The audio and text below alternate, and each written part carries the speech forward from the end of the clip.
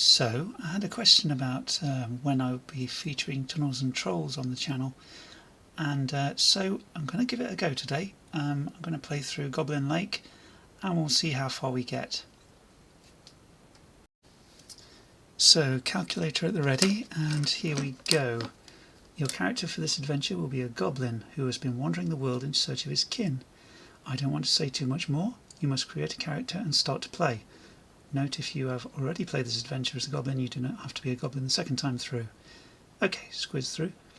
You are a goblin. Try to pick a suitable name.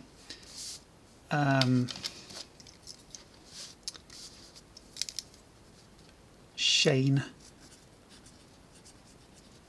I don't know why. Okay.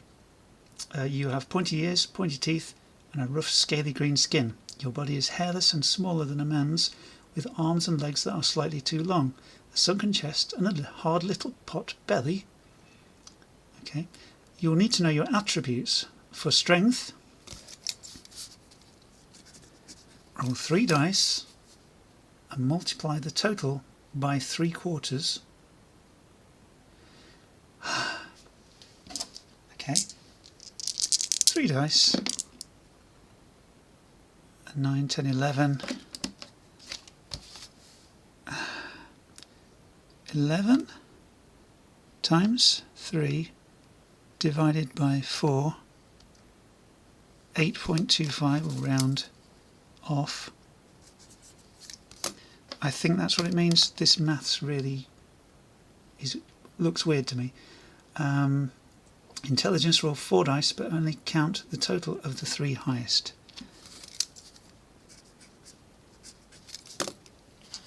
Okay, oops.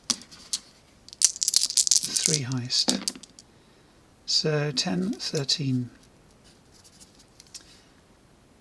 Right, strength, intelligence. For luck, roll 4 dice and count all 4.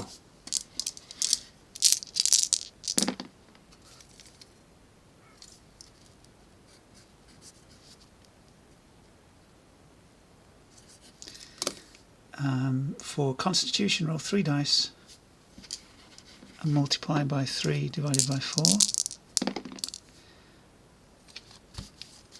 Okay, 11 times 3 divided by 4 equals 8.25 again.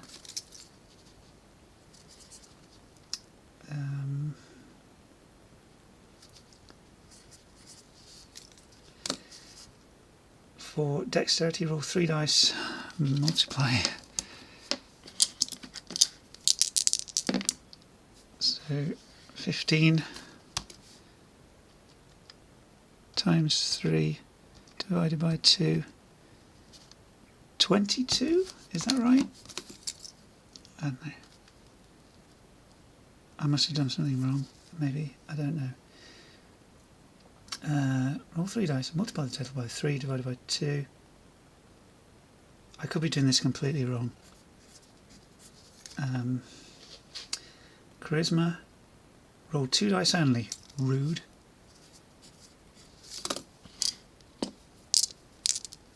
I'm a charming goblin, how dare you. Okay, you are superbly... Do not bother to roll for gold, you don't have any. You are superbly attired for a goblin in a rough lizard skin loincloth. I'm not going to bother writing that down. And you have an unusual flint dagger with 2 dice in combat.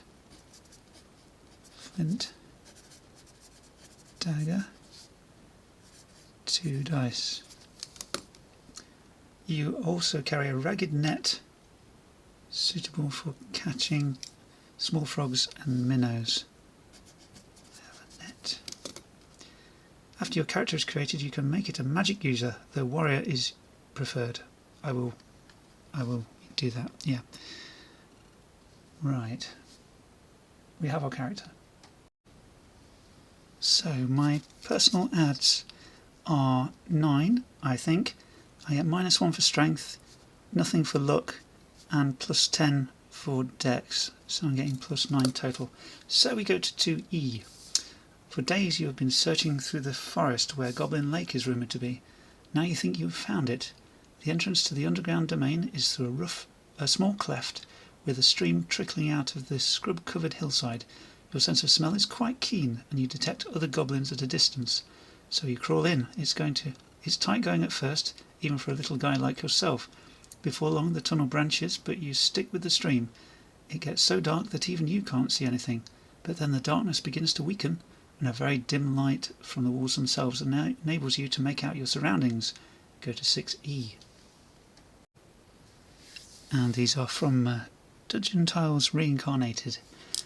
So, as you walk down the corridor, the walls disappear and you come out into a rather large grotto. In the darkness you can hear the quiet lapping of water against stone, and you can make out the dim form of reeds. Suddenly a shrill voice squawks at you in the language of the goblins. If you speak goblin, it goes to 12D. If not, go to 1C. So we are a goblin. I'm assuming we can speak our own language. We go to 12D. The voice said, "Halt! Who goes there?" Only us goblins are allowed at Fish Lake. If you wish to turn back and retrace your steps, go to 5D. If you are a goblin and would like to join your kindred, go to 10F. If you are not a goblin but want to try talking to them, go to 8A. If you want to take them by surprise by running forward and diving into the lake, go to 9G. If you have the ability and want to make a light, go to 4C. So what I will do, I am a goblin and I would like to join my kindred. I will go to 10F. You quickly explain that you too are a goblin, Shane by name. The voice squeaks, "That's different. Come down to the lake off to the right and get acquainted." If you decide to do that, go to 3A, but if you decide not to bother, go to 5D. I will go to 3A.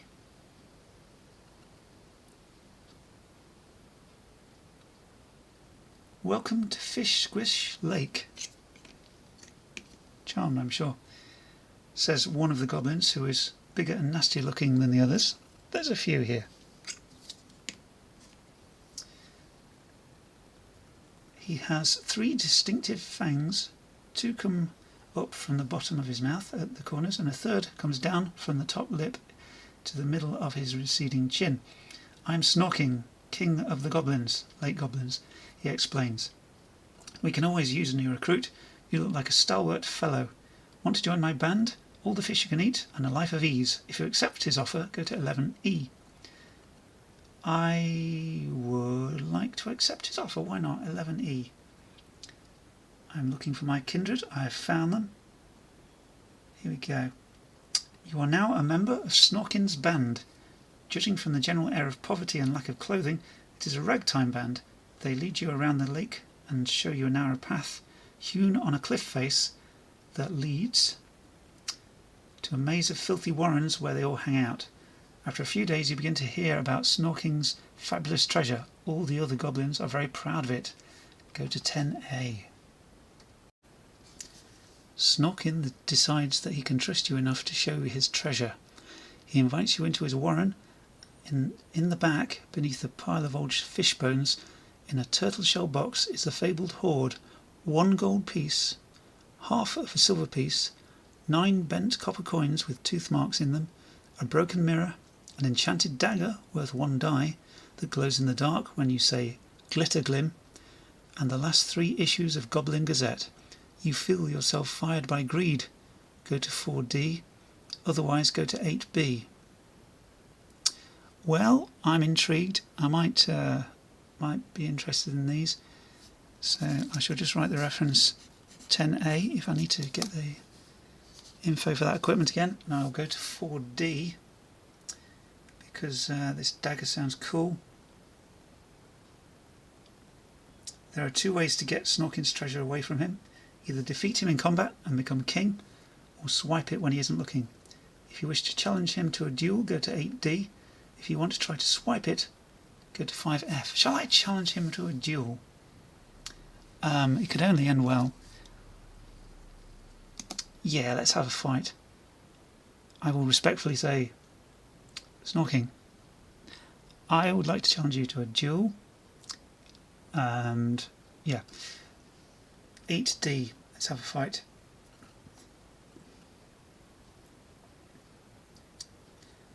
All the goblins are very excited. Snorkin sneers confidently as they lead you to the sacred duelling ground, which is beyond but near a shaft leading sharply down out of the grotto. They explain the rules.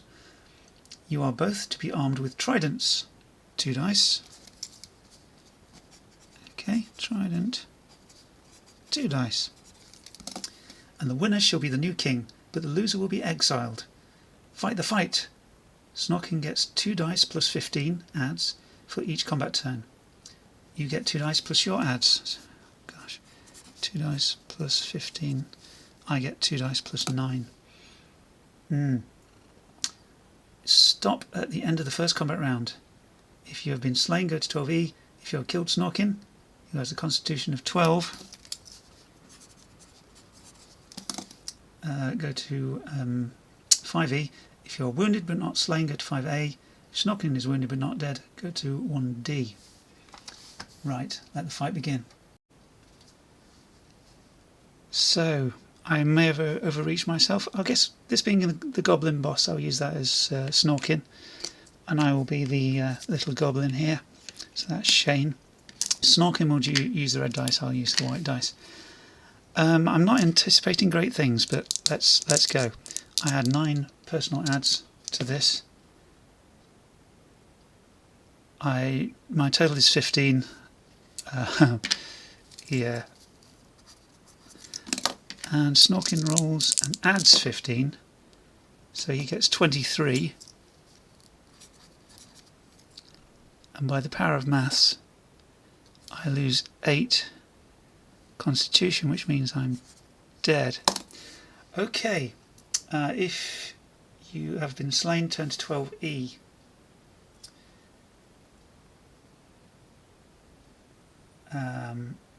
Hello, I thought I'd take this opportunity to speak to you personally. You are likely to read this paragraph a lot, as I believe in dangerous dungeons, and that's going to kill a lot of characters. I want to ask you to help me in a little experiment. Please drop me a postcard telling me what kind of character you are playing, which paragraph killed it, the character name, and how you like this dungeon on the whole. Yes, I'm keeping statistics. I'll be hoping to hear from you. My address is Ken St. Andre, Ken's house, America somewhere. So, yeah, Shane died. Tough times. That was, well, the moral of the story is greed is bad and will get you killed by a goblin king. But what if Shane hadn't become overcome with greed and he'd gone to 8B instead? Let's have a look. 5-finger bookmark. Now begins a period of flunkyhood. Roll 1 die for the number of months you remain with Snorkin's band. Multiply that number by 10 for the number of experience points you pick up for various defensive actions against delvers and other dungeon inhabitants. Nothing major. Make a first level saving roll on luck. Okay. Roll 1 die for the number of months. 2. So I pick up 20 experience points for various stuff I do, and make a first level saving roll on luck. 20. Right. My luck is 9. So I think I roll 2 dice and add 9. Try and get 20. Yeah, it's not happening. So if you miss, go to 1G. 1G. During one of the irregular attacks on Goblin Lake, your luck ran out and you were killed. It was truly an insignificant death. Go to 12E, which is probably the paragraph we just read.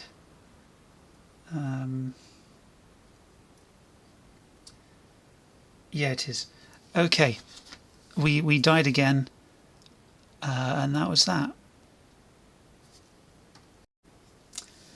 Sorry, that was a bit disappointing. I didn't mean to die twice, so or even once. But I thought I'd quickly do, as to fill out the video, Just a few quick thoughts about Electric Bastionland. Now, I really like the system, which is also in Ken, but I think I prefer Ken.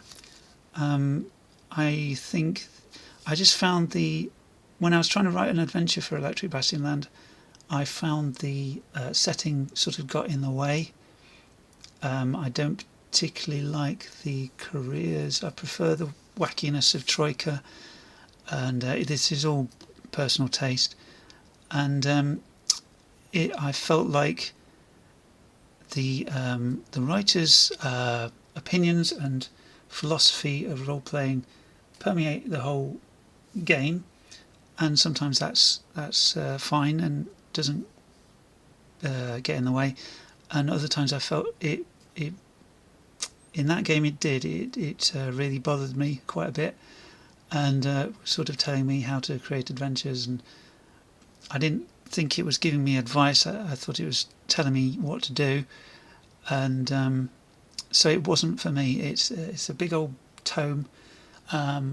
Troika with similarly wacky backgrounds is only a short book, and it's just a bit of fun, and I felt that Electric Bastionland just wasn't my cup of tea, and so it has gone from my collection, and yeah, that was a quick review.